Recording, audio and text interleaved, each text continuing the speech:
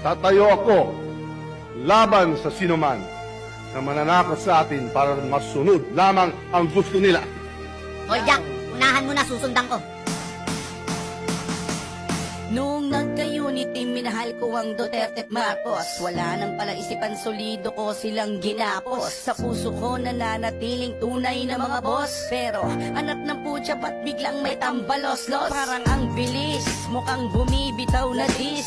Hindi mapagtanggol si BP Sara Putragis. Di ko na maramdaman kung sino ba ating Pangulo. Si pinsan, si asawa o baka dilaw na mismo. Nadismaya lang ko kasi nag-TikTok na naman. Hindi na nadala nung lumakas mga kalaban. Tahimik lang ng konti at sila'y mang-aalok. Huwag kayong magsisihan kapag anak nyo nagbundok. Mahal na presidente ko, ba't mo pinaupo yan? Tignan nyo, naging resulta, unity nagkakalasan. Ako ay umaasang maaayos pa ito, pero kapag walang nangyari, sayang lang ang aming